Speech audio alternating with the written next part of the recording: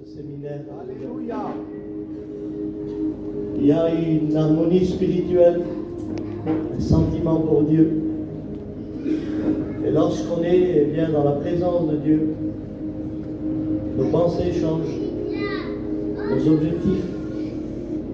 Et je pense qu'on a tous fait la prière dans notre vie, c'est cette expérience-là. Lorsque tout va mal, qu'on puisse prier. Et on a vu que la petite prière, qu'elle dure 5 minutes, ou 30 minutes, ou 40 minutes, elle change les circonstances de la vie. Et aujourd'hui, eh bien, ce séminaire pour nous, il a été un moyen de briser nos caractères, de briser nos sentiments, de perdre nos illusions sur nous-mêmes et vivre véritablement la vie de Dieu, conduit par le Saint-Esprit. Je crois que plus que jamais ce matin, alléluia, et comme les journées à venir, les réunions à venir, nous avons besoin de prendre des décisions. À tes résolutions dépendra le succès. J'aimerais faire une toute petite parenthèse, et je rentre dans le message, de la preuve que personne ne pourra vous forcer à prendre la décision que vous devez prendre.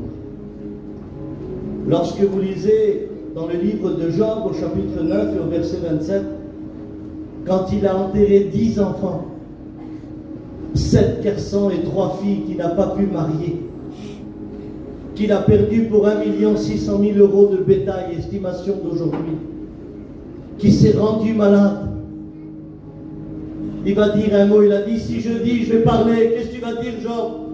Avec tout ce que tu as passé, il va dire, si je dis, je veux oublier mes souffrances, je veux laisser ma tristesse, et je veux reprendre courage. Alléluia. Amen. La décision venait de lui. Et il a voulu sortir de cette plaie douloureuse, alléluia, afin que Dieu l'aide. Et que Dieu nous aide aujourd'hui à prendre véritablement des décisions dans nos vies. On va lire un verset dans la parole de Dieu. Et on va prier le Seigneur, alléluia, avec Steve. On va lire un psaume, alléluia, c'est dans le psaume 73, au verset 16, on le lit ensemble. C'est un psaume d'Asaph, écoutez ce qu'il dit. Il dit, quand je réfléchis là-dessus pour m'éclairer, c'est-à-dire sur ma situation, la difficulté fut grande à mes yeux, jusqu'à ce que je sois rentré dans le sanctuaire du Dieu fort. Amen. On prie le Seigneur ensemble. Alléluia.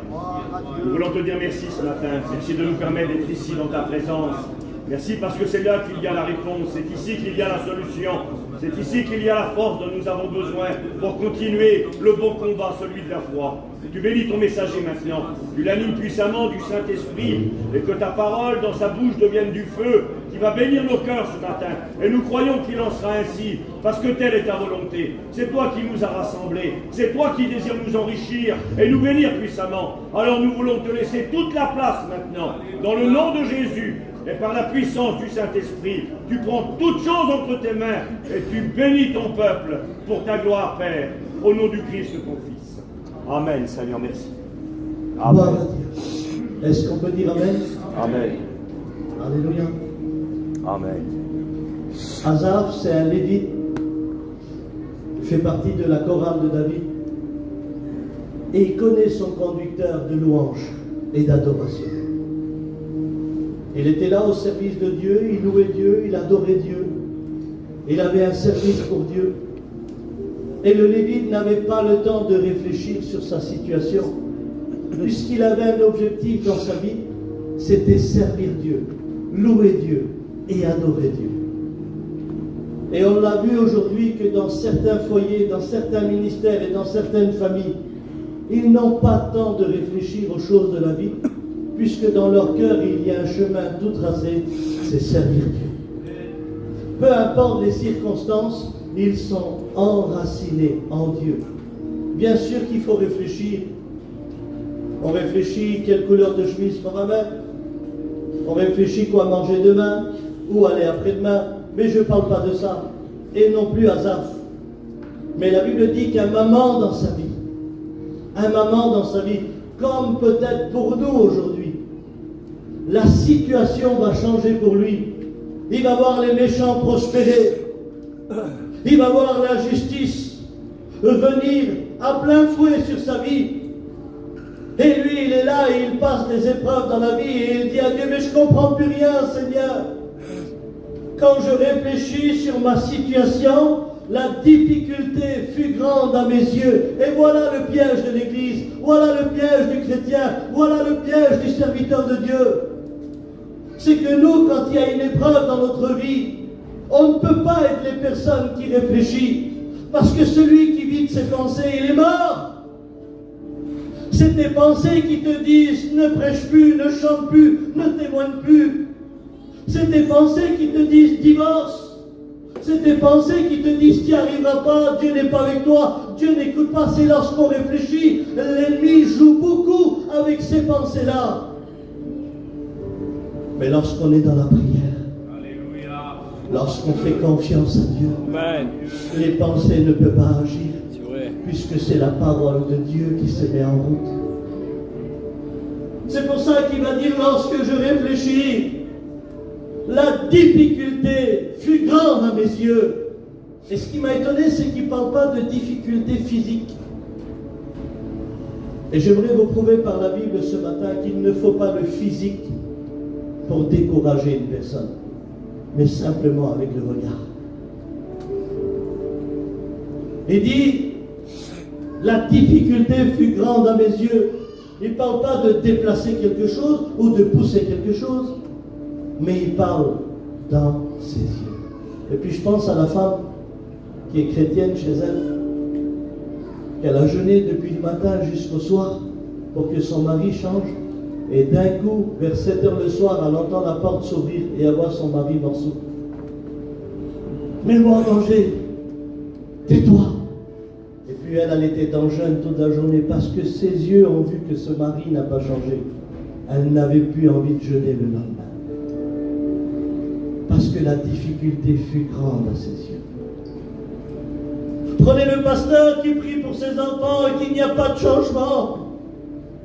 Et lorsqu'il voit que son fils ne vient pas à la réunion, que ses enfants ne sont pas pour Dieu, que ses enfants ne viennent pas à l'évangile, il voit que l'église, que tout va bien, et quand il vient chez lui, la difficulté vient dans son cœur. Il est comme paralysé en disant, mais j'ai pas de force, mes enfants ne changent pas. Pourquoi? Parce que tu vois les autres changer dans le regard, et chez toi ça ne change pas. Alors tu commences à réfléchir et tu te dis, mais pourquoi alors? Pourquoi et pourquoi? Et la difficulté fut grande à tes yeux. Et lorsque la difficulté fut grande à nos yeux, eh bien je ne sais pas vous, mais on n'aime pas les choses difficiles. Nous on n'aime pas les embouteillages. Il y en a plein chez nous. On n'aime pas quand on va aux commissions et que c'est le caddie à nous de la voie à nous. Surtout les caddies, c'est notre caddie à nous. Ça vous l'a jamais fait? Quand tu arrives à la caisse aux commissions, c'est quand tu arrives toi qu'elle change de caisse. C'est pas possible. La difficulté, on n'aime pas.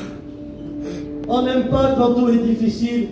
On n'aime pas quand tout est compliqué. On aime bien nos commissions, il n'y a pas d'embouteillage. On aime bien faire nos papiers, qu'on n'a pas besoin de passer la journée. On aime bien la facilité.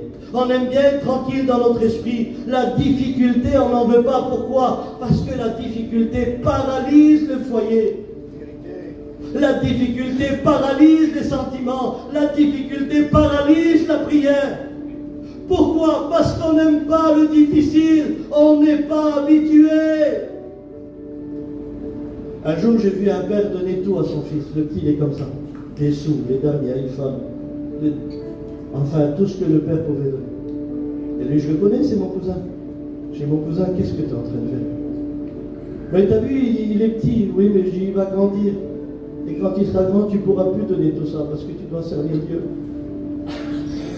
Pendant que tu peux le faire, fais-le, mais quand il va grandir, il ne connaîtra pas, lui, il veut que tout ça soit simple, et il aura un caractère. Apprends-lui déjà que demain, il faudra se débrouiller, il faudra affronter la difficulté. Enseigne déjà. Et aujourd'hui, c'est ce que j'aimerais te dire. Peut-être que tu es comme Asaph, tu ne sais pas affronter la difficulté. Mais Asaph dit, jusqu'à ce que je rentre dans le sanctuaire du Dieu fort. Jusqu'à ce que je rentre dans le sanctuaire du Dieu fort. Et ça nous l'a fait. Combien de fois on était en miettes avec nos familles, avec nos foyers, qu'on était en miettes, qu'il y avait la bagarre, qu'il y avait les problèmes, qu'il y avait les difficultés, que personne ne savait. C'était toi, ta femme et tes enfants, personne ne savait ce qui se passait chez toi. Ça a duré pendant 15 jours, pendant 20 jours, personne ne savait. Et que le dimanche matin, tu es parti au culte. Et que le petit pasteur, il a prêché 10 minutes et qu'il a dévoilé toute ta vie et que toutes tes pensées ont changé. Parce que tu étais rentré dans le sanctuaire du Dieu fort. Parce que tu ne voulais plus vivre de tes pensées, mais de la parole de Dieu. Amen. Et cette difficulté-là, parfois, elle est compliquée. Elle est difficile. Et un jour, j'étais faire un travail avec un copain. Les Roms, ils vont encore certainement rigoler de moi, mais c'est pas grave. Et c'est un copain qui me dit, tu vas venir faire les lingages avec moi. Alors, je dis d'accord, je ne savais pas ce que c'est moi les lingages. Ben, il dit, tu vas voir, on va couper des arbres, on va couper des branches, on va faire du travail. Et quand je vais avec lui, donc on trouve un travail, c'est un grand sapin. Et quand on trouve le travail, alors je suis rempli de joie dans mon cœur. Je n'ai pas de fatigue. Devant moi, j'ai vu le Leclerc, l'essence, le McDonald's pour les petits. Donc ma journée, elle était faite, c'est bon, je suis content, je vais travailler. Et il me dit, écoute Abraham, moi je monte, je coupe les branches et toi tu charges. Je dis d'accord.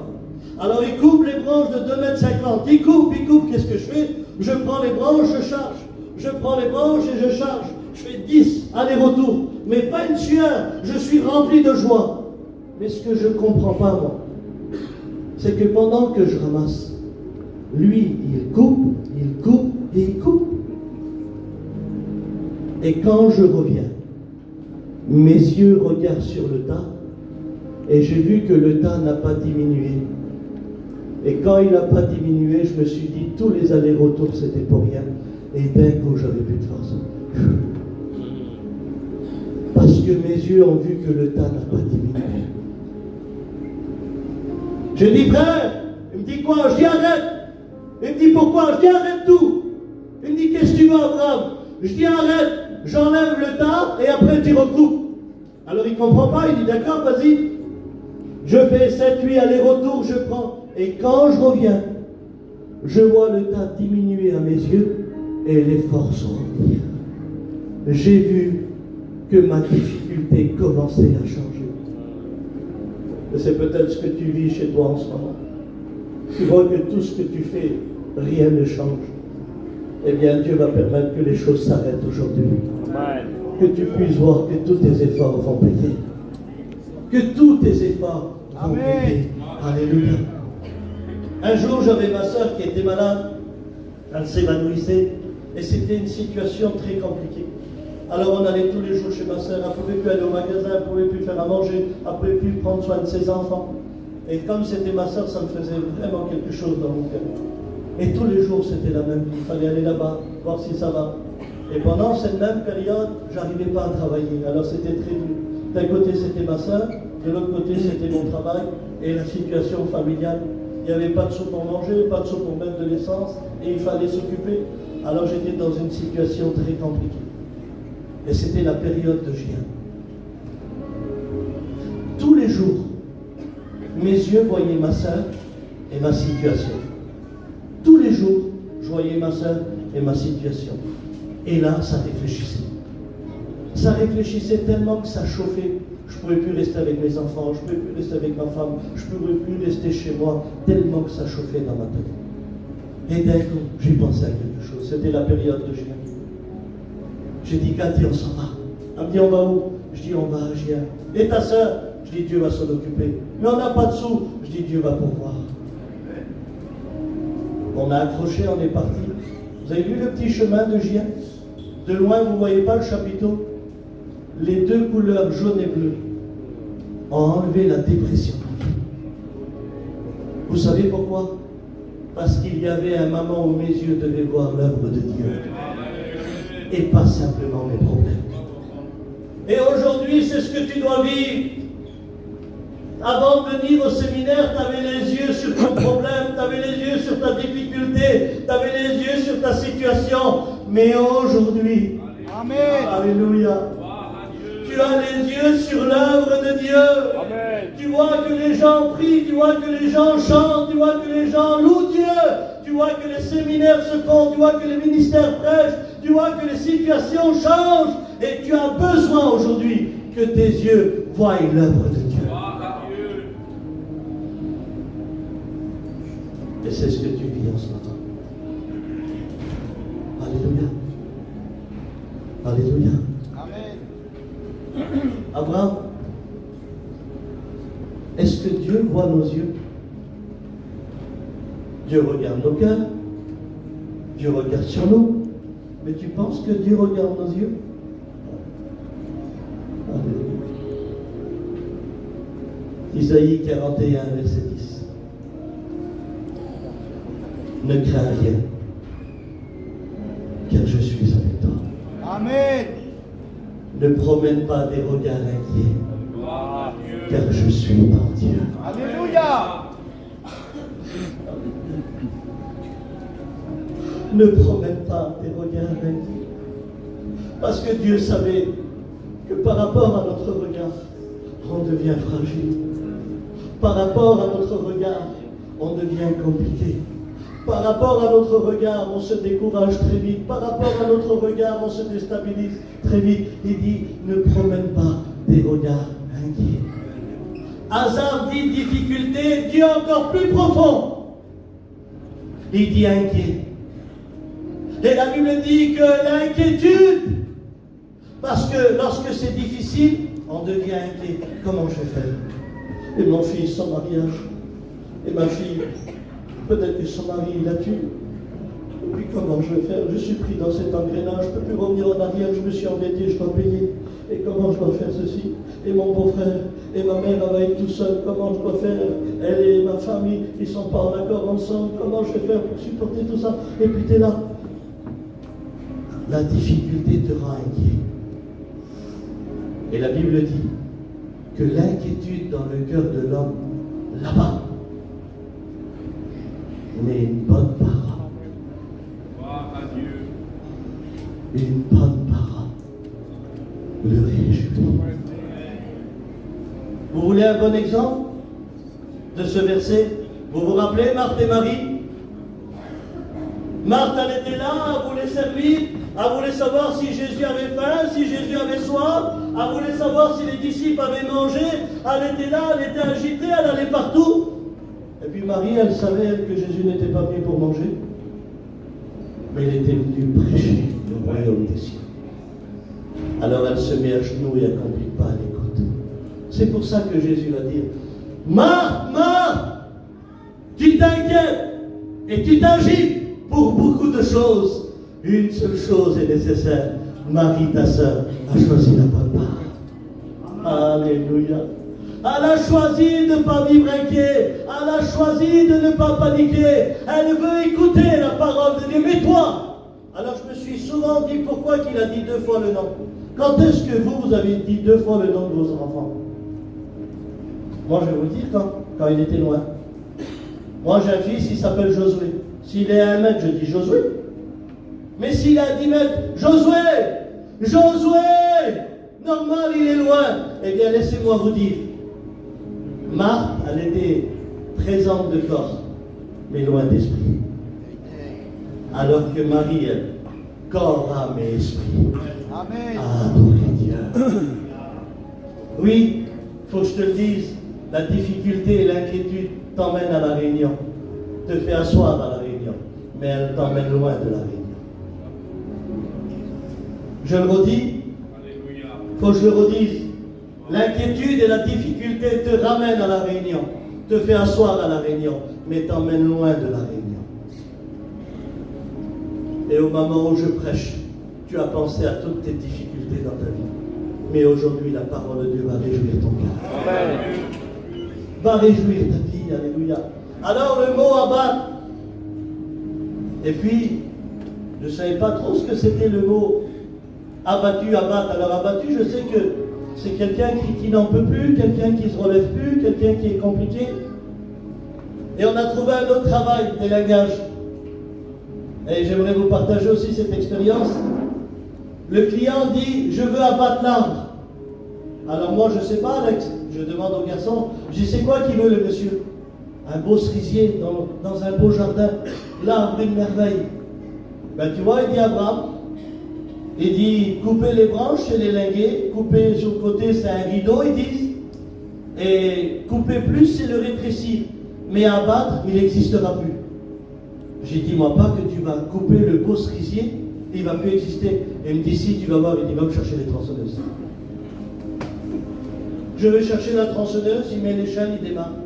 Et devant moi, morceau par morceau, le beau cerisier, il commence à le couper. Et je vois les morceaux tomber.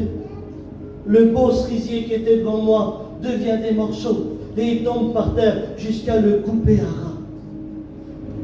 Et j'ai compris quelque chose dans ma vie. C'est que l'inquiétude, quand elle vient dans nos cœurs, elle ne vient pas élinguer. Elle ne vient pas rétrécir. Elle vient abattre. Et quand elle vient abattre, l'inquiétude, elle commence par le haut. Elle commence par les pensées. Et en ce moment où je prêche, t'écoutes la tronçonneuse. Ça tronçonne jour et nuit ici. Et quand ça commence là, ça atterrit là. Tu n'as plus envie de prier, tu n'as plus envie de parler, tu n'as plus envie d'expliquer ta vie. Ça vient là, tu as une boule ici d'angoisse. Et cette angoisse-là, elle t'étouffe, elle te fait croire que tu es tout seul et que tu t'en sortiras pas.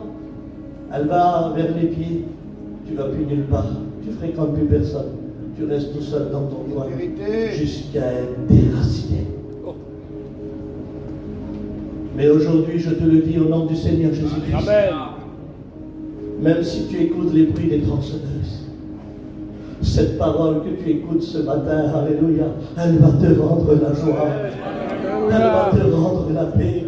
Elle va réjouir ton cœur, alléluia. Quelle importance de ne pas vivre de nos pensées, mais vivre de ce que Dieu nous dit, vivre de la parole de Dieu. Un jour, j'étais dans une réunion et j'ai écouté une chrétienne faire cette prière.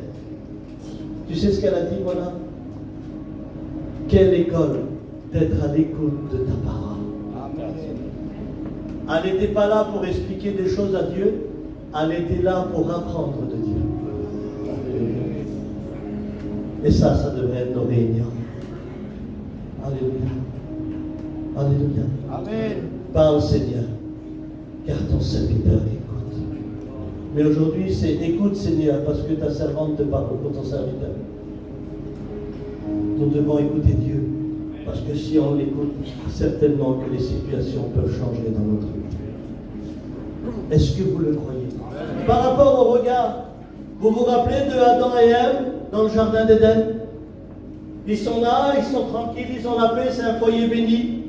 Ils ont des arbres de fruits, ils dominent sur les bêtes. C'est un foyer qui ne connaît pas l'angoisse, qui ne connaît pas la difficulté. Il ne sait pas ce que c'est les disputes, il ne sait pas ce que c'est les jalousies, il ne sait pas ce que c'est les soupçons, il ne sait pas ce que c'est le péché, il ne sait pas ce que c'est le poids de la vie. Ils vivent dans la paix. Et leur ami, c'est Dieu, leur créateur. Adam parle à Dieu comme il parlait à Ève. Il parle tout de suite et Dieu lui parle aussi. Mais un jour, Dieu va parler et va lui dire, Adam, il dit, tu vois, regarde, tu vois ces arbres-là? Il dit, tu pourras en manger. Donc ça veut dire que Dieu donne la direction. Mais il dit, tu vois l'arbre là-bas? Là-bas. Il dit, tu n'en mangeras pas. Car le jour où vous mangerez, certainement vous mourrez. Et je m'aperçois qu'on a un Dieu qui est un Père. Je n'ai pas un Dieu qui me dit le matin, devine où tu vas tomber, Abraham, aujourd'hui. Devine où c'est que l'ennemi t'a mis un piège. Non, j'ai un Dieu Père qui me dit, Abraham, ici, vas-y, et là-bas, n'ira pas. Plus amour, vous ne pourrez pas trouver. Et puis là, ils sont dans le jardin, et puis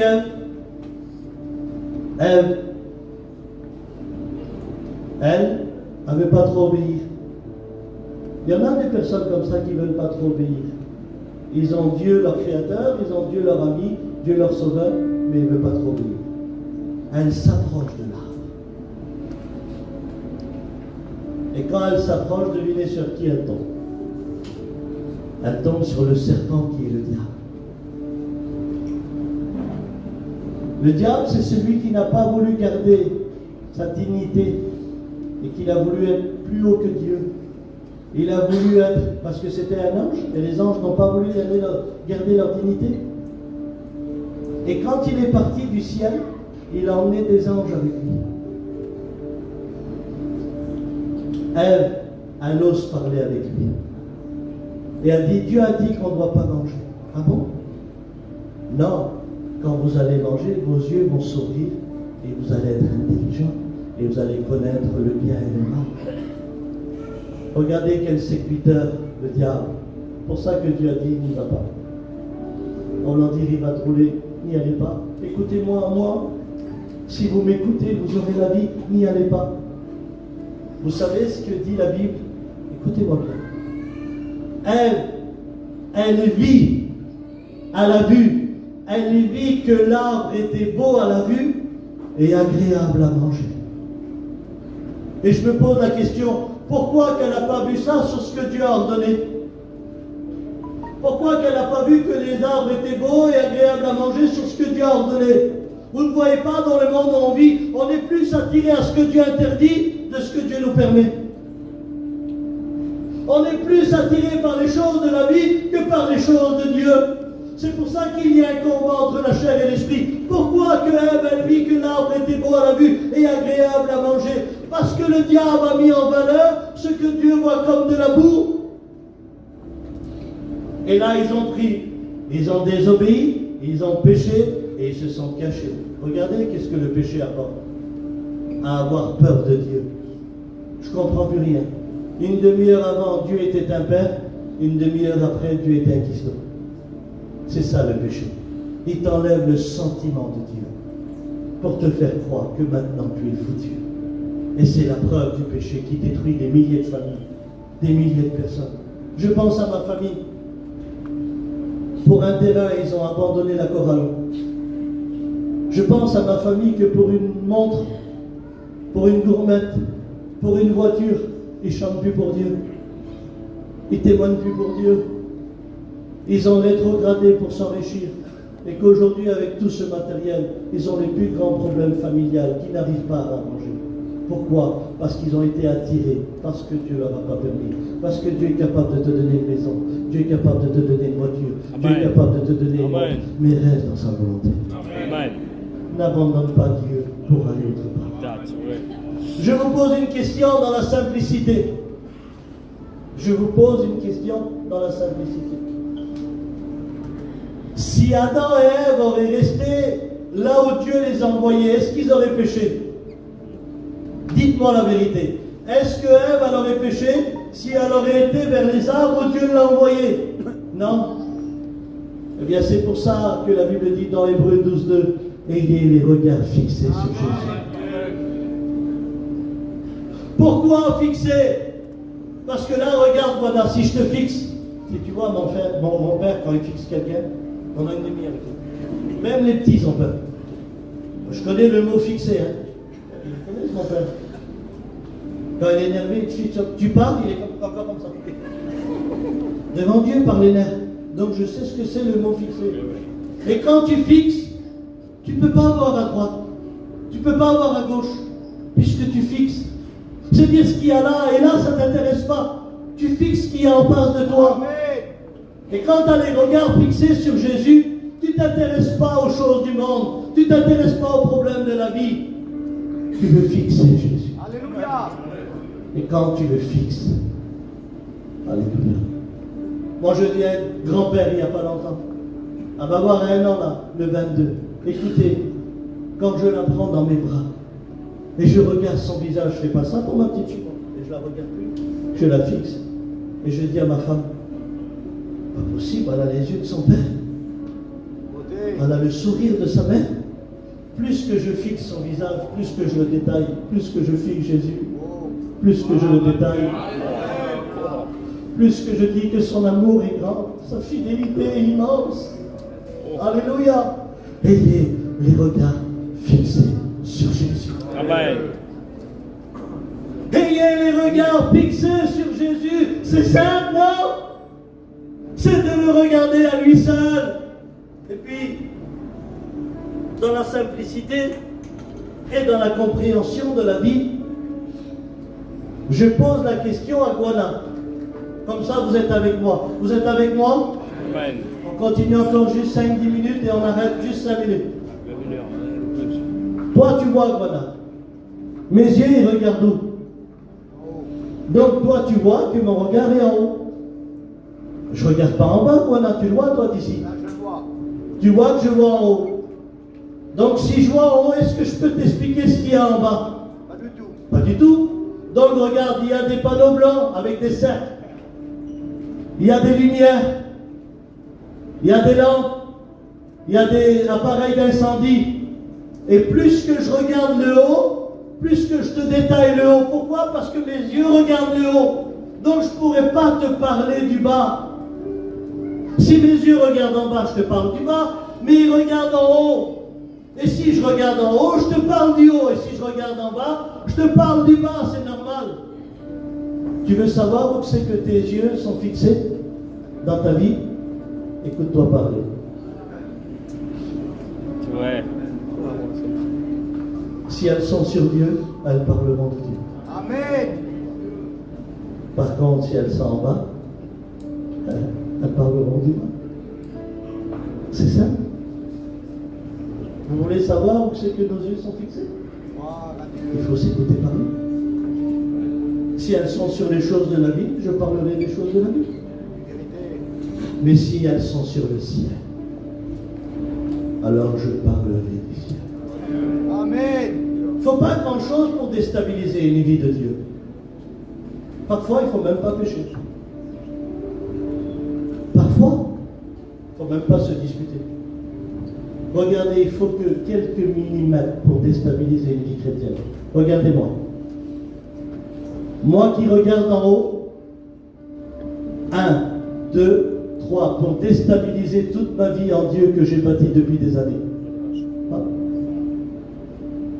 J'ai retiré mes yeux d'en haut pour regarder sur vous. Et maintenant que je vois sur vous, je vais parler de vous. Oh, T'as une chemise blanche, c'est ça. t'as un foulard rose, t'as un polo vert, t'as un polo rouge, t'as une chemise à carreaux. Mais j'ai pas le choix, je vous regarde. Et tant que je regarde sur vous, eh bien, je vous demande pardon. Je vais aller un peu plus loin, elle est belle, elle. Hein? Regarde qu'elle a.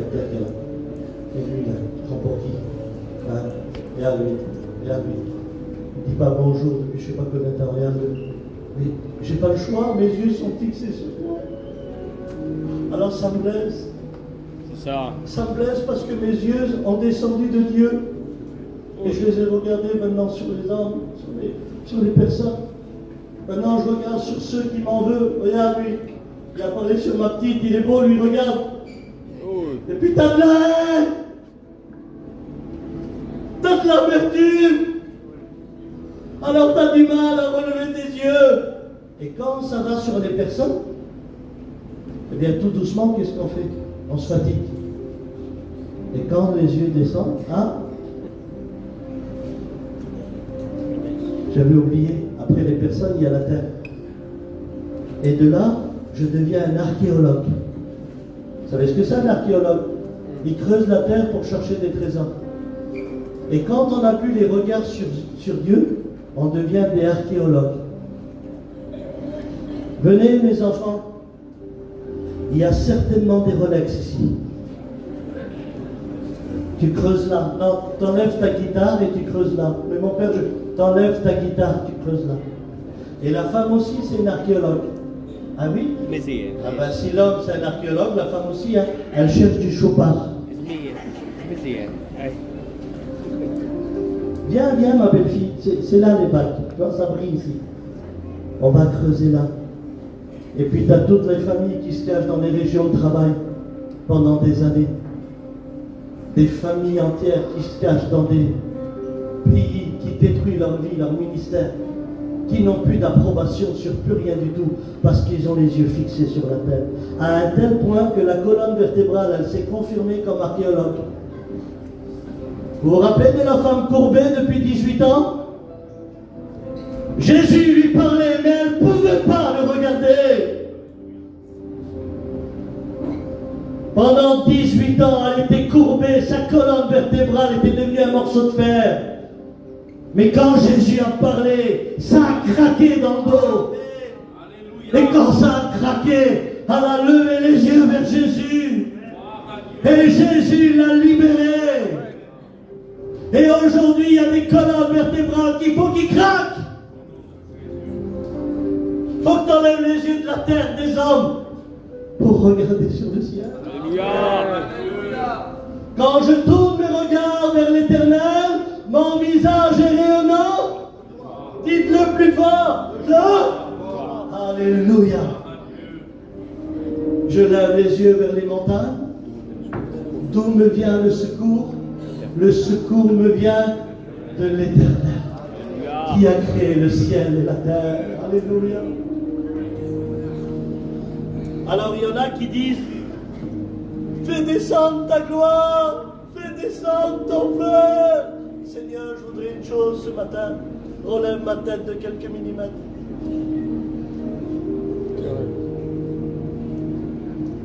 Ça arrangera tout dans ma vie. Amen. J'aimerais vous lire une histoire dans Marc 8, verset 24. D'ailleurs, elle va vous étonner, puisque c'est la première fois dans le récit biblique que Jésus impose les mains 2 fois.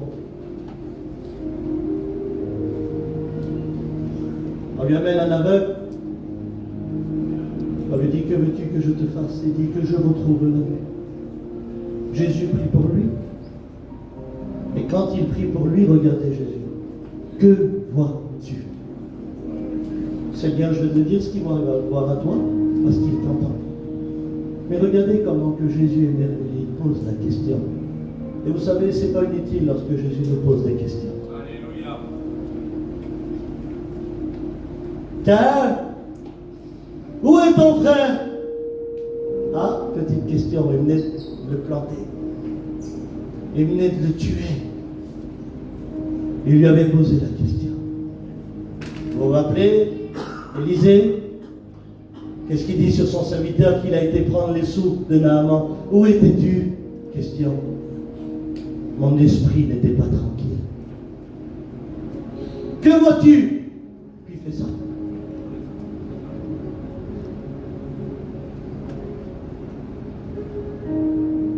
Je vois des hommes comme des arbres qui marchent. Qu'est-ce que tu vois? Des hommes comme des arbres. Des hommes comme les arbres. Mais c'est qui a dit: tout mauvais arbre qui ne porte pas de bons fruits sera coupé et jeté au feu? C'est qui a dit: on reconnaît l'arbre à son fruit? C'est qui a dit: il est comme un arbre planté près d'un courant d'eau qui donne son fruit en sa saison, et tout ce qu'il fait lui ici? C'était pas Dieu? Lui, il voit les hommes comme les arbres. Imaginez-vous qu'il aurait parti. Il marche, voilà, il tombe sur son homme. Mon homme, viens voir! Viens voir! T'as plus de branches. Sont tes branches? Qu'est-ce qu'il dit? Ben, mon homme, je vois là. T'as plus de branches. Qu'est-ce qui s'est passé? Il voit un autre, t'as plus de feuilles. Il voit un autre, mais tes branches sont cassées. Et au lieu de témoigner, il aurait jugé, critiqué. Il l'aurait attesté. Vous savez ce que la Bible dit? Il lui a imposé les mains. Amen. Et il dit: maintenant, que vois-tu? Il dit: maintenant, je vois distinctement, correctement. Seigneur, si c'est ça, peut-être que je suis trop parti vite de tes bras quand je suis venu me convertir. J'arrête pas de juger, j'arrête pas de critiquer. Impose-moi les mains. Je veux voir correctement. Je veux voir distinctement. Je veux plus voir les défauts des autres. Je veux voir clair. Je veux voir avec tes yeux. Je veux avoir de la compassion. Je veux avoir quelque chose dans mon cœur. Alléluia. Est-ce que vous dites Amen? Amen. Alléluia. Vous vous rappelez lorsque les disciples étaient dans la barque et que Jésus marche sur l'eau? Pierre, qu'est-ce qu'il dit? Seigneur, si c'est toi, permets que je vienne. Jésus lui dit, viens. Écoutez-moi bien, ce n'est pas une poésie, c'est un fait réel de la parole de Dieu. Pierre commence à sortir de la barque. Écoutez-moi bien. Tant qu'il a ses regards sur Jésus, l'impossible devient possible. Tant qu'il a dans les regards Jésus, il marche sur l'eau, comme si qu'il était sur la route, parce qu'il a les yeux fixés sur Jésus. Et tant que tu as les yeux fixés sur Jésus, l'impossible devient possible. Tant que tu regardes sur Jésus, tu peux pardonner, tu peux t'humilier, tu peux te réconcilier. Alléluia. Tant que tu regardes sur Jésus, tu peux espérer. Alléluia. L'espérance dans un cœur d'un chrétien et d'une chrétienne, c'est l'un des plus grands trésors au monde. Espérer que Dieu change, croire que Dieu peut bouleverser, avoir les regards sur Jésus. Et c'est ce que tu étais avant. Avant, tu étais un homme et une femme qui avaient les regards que sur la Bible, que sur les cantiques, les prédications. Tu passais des heures à écouter des messages. Tu étais même capable de dire, c'est pas bon ce qu'il a dit. Tu avais de la compréhension, tellement que tu avais les yeux fixés sur les choses de Dieu. Mais vous savez ce qui va se passer avec Pierre? Regardez, il ne faut pas grand-chose pour couler. Comme pour le ciel, regardez, un tourbillon s'est levé. Et ça fait ça. Alors je ne sais pas vous, est-ce que Gadar t'a déjà calmé un tourbillon toi? Non? Et toi? Et tout, Johnny? Les twisters? Est-ce que vous avez déjà calmé, vous, des tourbillons? Dites la vérité. Jamais de la vie. Et regardez Pierre.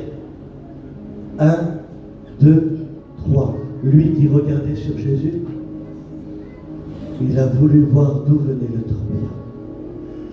Et quand il a retiré ses regards de Jésus, il a commencé à couler. Alléluia. Pourquoi veux-tu regarder ce que tu ne peux pas calmer? Pourquoi veux-tu regarder ce que tu ne peux pas arrêter? Tu préfères pas laisser à celui qui a le pouvoir de le faire? Alors pourquoi tu te tournes sur tes problèmes? Pourquoi tu te tournes sur ton inquiétude? Pourquoi tu te tournes sur ta dépression? Tu as peur de tomber encore dans la dépression? Tu as peur, ça te ronge du matin au soir? Pourquoi tu regardes les yeux ce que tu ne peux pas arrêter? Et quand il a coulé, il a dit un mot. Seigneur, sauve-moi! Il était vrai! Il a vu le tourbillon et il est tombé.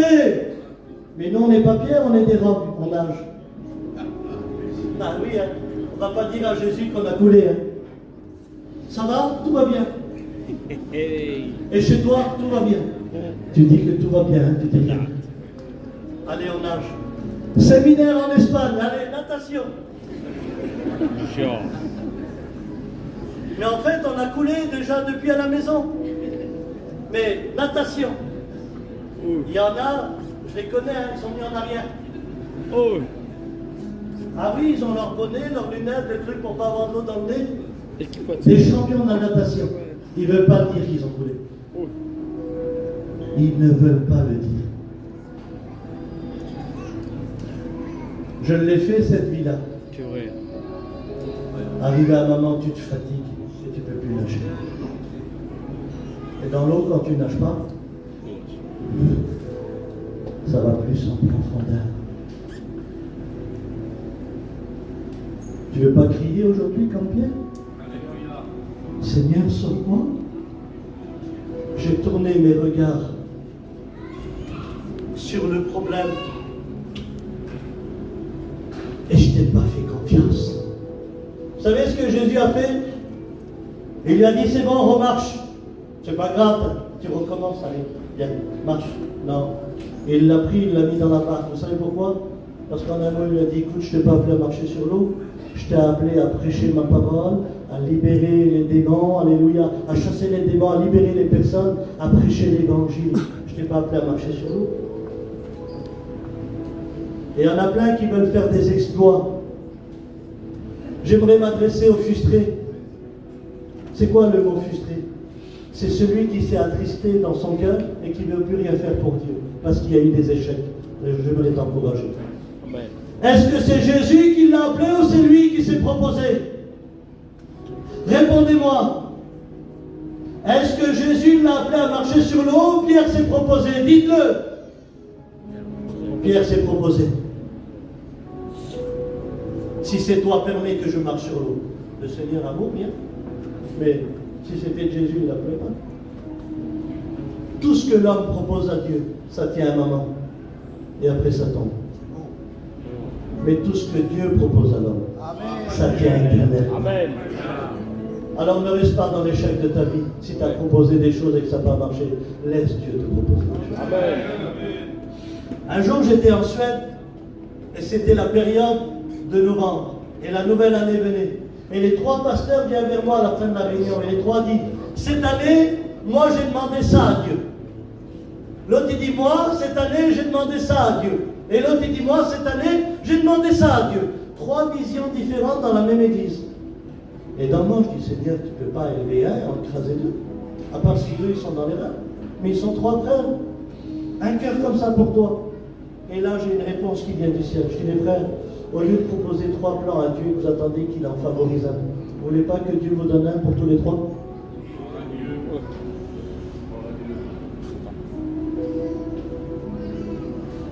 Et je pense que ce matin, nous avons besoin que Dieu nous donne une chose pour nous tous. Et pas chacun ses ambitions, chacun sa vision. Alléluia.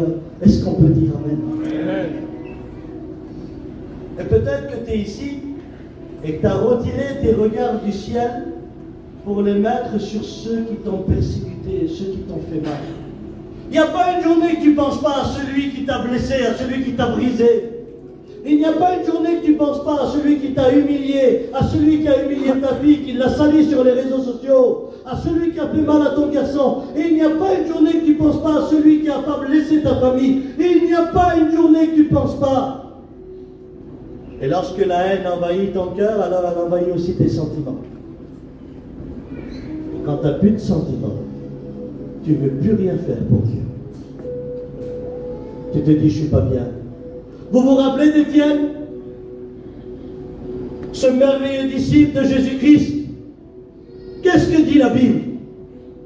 Ils vont prendre des pierres. En Orient, il y a deux lapidations.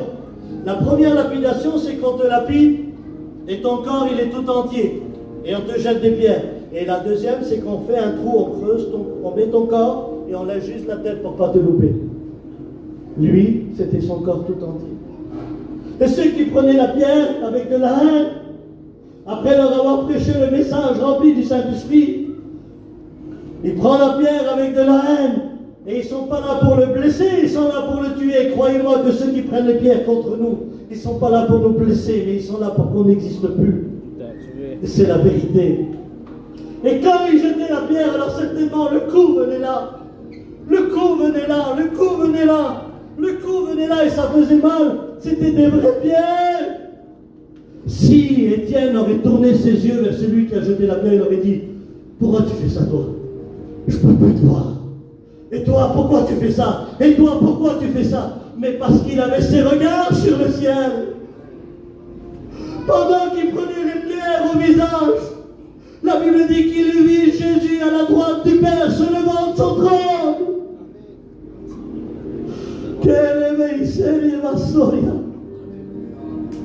Ouvrir les bras pour l'accueillir. Et parce qu'il a Jésus dans son regard, il dit, Seigneur, ne leur impute pas ce péché. Parce que tant que je te regarde, je les pardonne. Je les pardonne parce que toi, tu m'as pardonné. Alléluia. Amen. Et tant que tu as les regards sur Jésus, tu n'auras plus les regards sur ceux qui t'ont blessé et ceux qui t'ont fait mal.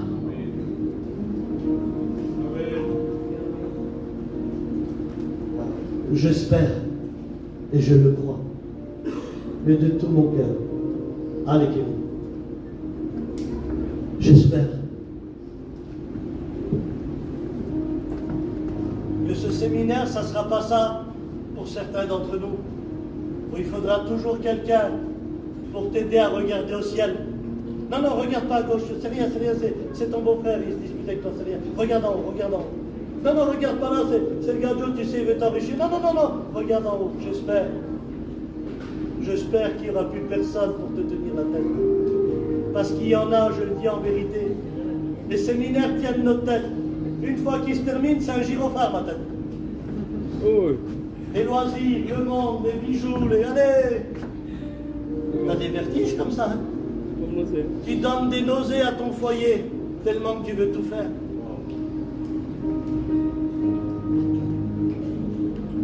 Je voudrais une chose, Seigneur. Ouvre mes yeux et relève ma tête. Et je termine. Luc 4, verset 20. Il parle de Jésus. Ensuite, il roula le livre, le rendit au serviteur. Il s'assit, et tous ceux qui se trouvaient dans la synagogue avaient les yeux fixés sur Jésus. Ça veut dire quoi? Ça veut dire que les gens qui étaient là, ils n'étaient pas là simplement pour un message, mais ils étaient là pour Jésus aussi.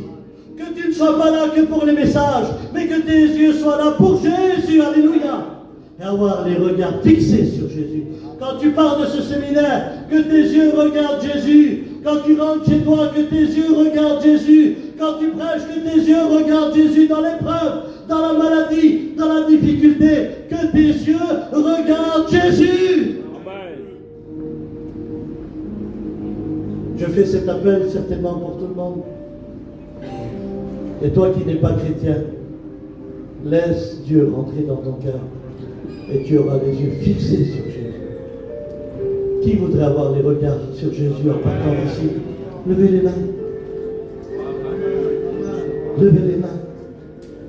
Alléluia. J'aimerais que tous ceux qui ont levé les mains en se mettent.